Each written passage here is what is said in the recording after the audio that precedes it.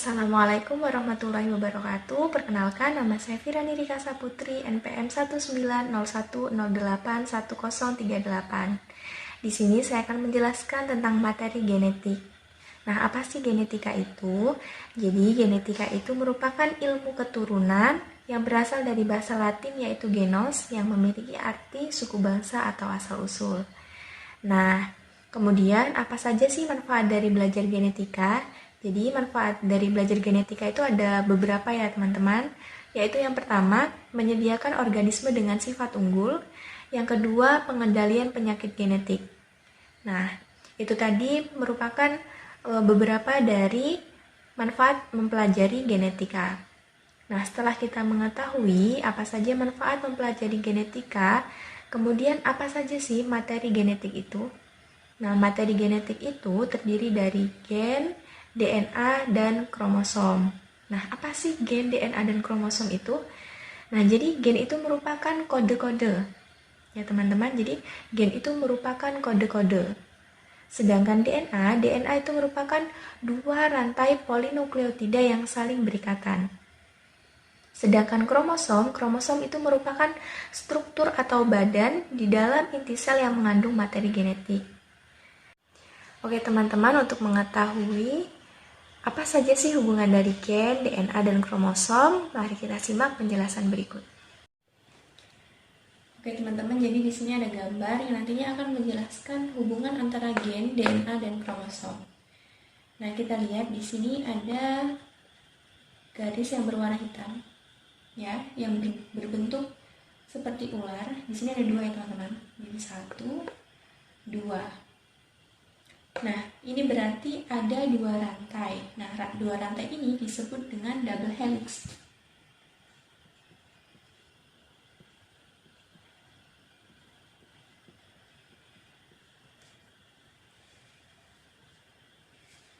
Nah, dalam satu rantainya itu terdapat kumpulan dari nukleotida. Jadi apa sih nukleotida? Nukleotida itu merupakan suatu penyusun dari DNA atau lebih tepatnya penyusun rantai DNA. Nah, di mana satu nukleotida itu nanti isinya ada fosfat, gula pentosa, dan basa nitrogen.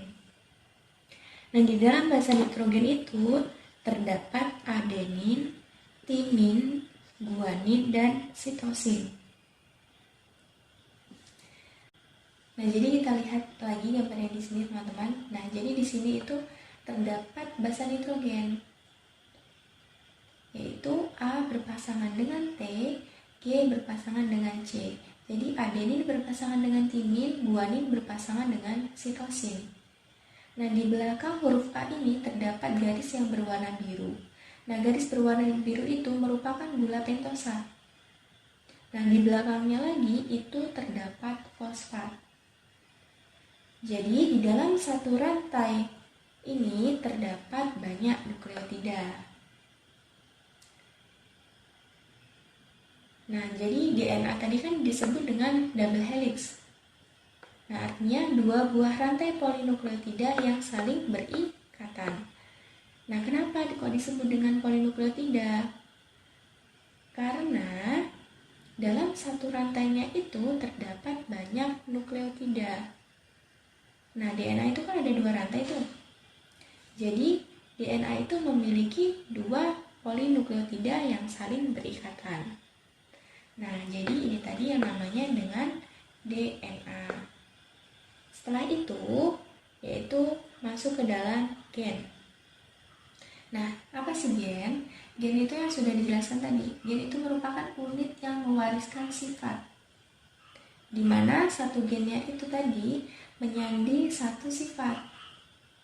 Jadi gen itu merupakan kode-kode.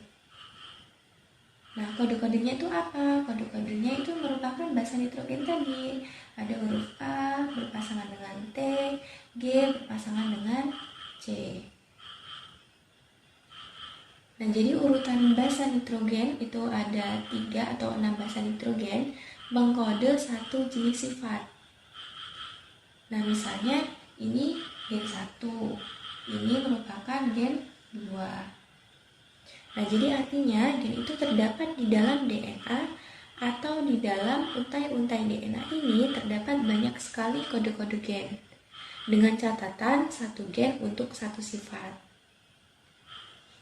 Nah, DNA itu tadi kan yang berwarna hitam ini ya, DNA itu kan sangat panjang. Nah, kemudian DNA ini dipadatkan dengan suatu protein. Protein apa sih? Yaitu protein histon. Apa sih protein histon? Nah, protein histon itu merupakan protein serat kromatin.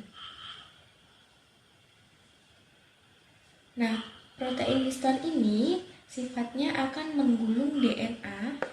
Nah, nih, DNA akan digulung menjadi lebih rapat lagi, menjadi padat dan tidak panjang. Nah, jadi histon dan DNA ini akan membentuk suatu struktur gulungan yang akan membentuk seperti anyaman. Ya. Jadi, DNA tadi dipadatkan menggunakan protein histon, kemudian DNA dan protein histon itu akan membentuk suatu struktur yang seperti anyaman ini. Nah, struktur yang seperti anyaman ini disebut dengan nukleosom. Kemudian nukleosom ini akan berputar dan memadat menjadi rapat, akan menyusun suatu bagian di dalam kromosom. Jadi ini gambar dari kromosom. Dalam kromosom terdiri dari 2 pasang kromatid. Ya, ada 2 pasang kromatid. Pada bagian tengah kromosom itu terdapat sentromer. Nah, tadi kan ada istilah kromatin, kromosom, dan juga kromatid. Apa sih yang disebut dengan kromatin, kemudian kromosom, kemudian kromatid? Jadi, kromatin itu merupakan benang-benang halus atau benang-benang yang masih panjang. Sedangkan kromosom itu merupakan kromatin yang mengalami pemadatan. Jadi ketika kromatin ini memadat, dia disebut dengan kromosom. Nah, kromatin itu akan muncul pada saat yang namanya ada kromosom yang tetrad. Nah, jadi dapat disimpulkan bahwa hubungan dari gen, DNA, dan kromosom yaitu gen itu terletak di dalam DNA, dan DNA itu terletak di dalam kromosom, kemudian kromosom itu terletak di dalam inti sel. Demikian penjelasan materi genetik yang dapat saya sampaikan. Apabila terdapat kesalahan, saya mohon maaf. Saya akhiri. Wassalamualaikum warahmatullahi wabarakatuh.